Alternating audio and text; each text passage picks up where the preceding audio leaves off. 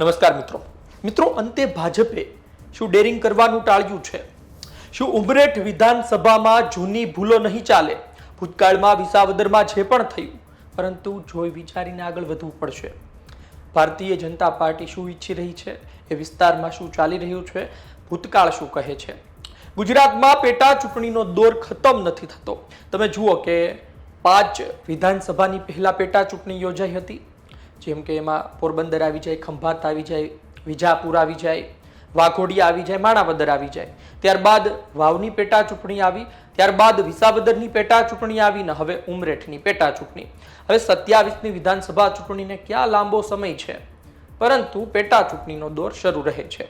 પહેલા વંડી ટપતા હતા, હવે આકસ્મિક નિધનની વાત છે. કહેવાની વાત એ છે કે ગોવિંદભાઈ પરમાર ઉમરેઠથી ધારાસભ્ય હતા, 17માં પણ જીત્યા, 22માં પણ જીત્યા અને તેમનું મૃત્યુ થાય છે. ત્યારબાદ ભારતીય જનતા પાર્ટી ઈચ્છે તો બીજાને ટિકિટ આપી શકે.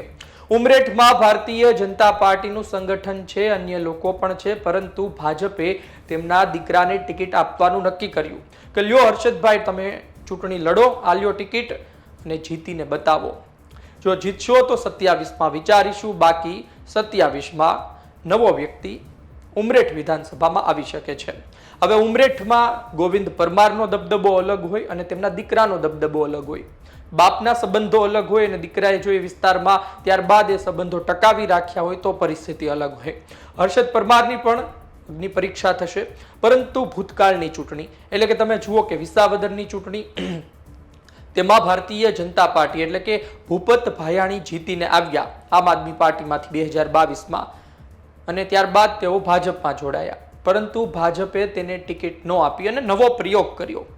ટિકિટ કોને આપી? કિરીટભાઈ પટેલને. ભાજપના છે, ત્યાંથી એક વખત ચૂંટણી પણ લડ્યા હતા વિસાવદરથી, પરંતુ સફળતા ન મળી. નવો પ્રયોગ ફેલ ગયો ગણાય. એ પહેલા પણ ત્યાં નવો પ્રયોગ કરવાનો વિચાર હતો, પરંતુ તમે એની પહેલાની વિધાનસભાની પેટા ચૂંટણી જુઓ. જે વંડી ટપે એમને ટિકિટ આપી દેવાની, જે આવે તેને ટિકિટ આપી દેવાની, જે પહેલા ધારાસભ્ય હોય તેને, એટલે કે ખંભાતમાં ચિરાગ પટેલ હતા, ભાજપમાં આવ્યા, ટિકિટ આપી દીધી. માણાવદરમાં અરવિંદ લાડાણી હતા, ભાજપમાં આવ્યા, ટિકિટ આપી દીધી. અર્જુન મોઢવાડિયા પોરબંદરમાં વંડી ટપી, ટિકિટ આપી દીધી પેટા ચૂંટણીમાં. વિજાપુરથી સીજે ચાવડા વંડી ટપી, ટિકિટ આપી દીધી. અને વાઘોડિયાથી અપક્ષ જીતેલા ધર્મેન્દ્રસિંહ વાઘેલા, તેમણે પણ ભાજપમાં જોડાયા અને ત્યારબાદ તેમને ટિકિટ આપી દીધી. એટલે વાત એ છે કે એ સિલસિલો ચાલુ હતો. વાવની પેટા ચૂંટણીમાં પણ તમે જુઓ કે 2022માં જે સ્વરૂપજી ઠાકોર લડ્યા હતા એમને જ ટિકિટ પેટા ચૂંટણીમાં આપવામાં આવી હતી. એટલે કે વિસાવદરમાં જે નવો પ્રયોગ કર્યો હતો, નવો પ્રયોગ કરવાનું ટાળ્યું છે. જગદીશ વિશ્વકર્માની આ પ્રથમ ચૂંટણી કહી શકાય પ્રદેશ પ્રમુખ તરીકે, એટલે કે તેમણે ડેરિંગ કરવાનું ટાળ્યું છે. અને જૂની ભૂલો એટલે કે વાવ ચૂંટણી પછી સતત વાત હતી કે વિસાવદરમાં શું થશે, વિસાવદરમાં કરપ્ટ છબી કિરીટ પટેલની આમ આદમી પાર્ટીના નેતાઓએ છાપી દીધી. એ ખૂબ નુકસાન થયું હતું. આ કેસમાં હજુ એ જોવા મળતું નથી. આવનાર દિવસમાં વધુ ખબર પડશે. એ સમયે કોંગ્રેસના ઉમેદવાર કાચા પડ્યા. ઉમેદવાર મહેનત કરતા હતા, પરંતુ એ વિસ્તારમાં એવું કોંગ્રેસનું વર્ચસ્વ ખતમ થતું જણાતા ઘણા લોકો આમ આદમી પાર્ટી તરફ જ જવાનું નક્કી કરે છે અને ગોપાલ ઇટાલિયા મજબૂત નેતા તરીકે સામે આવે છે. હવે આમ આદમી પાર્ટી, કોંગ્રેસ પોતાના ઉમેદવારો જાહેર કરશે, ત્યારબાદ આપણે વધુ કહી શકીએ. પરંતુ પ્રદીપસિંહ જાડેજા છે, તેમને પણ પ્રભારી બનાવવામાં આવ્યા.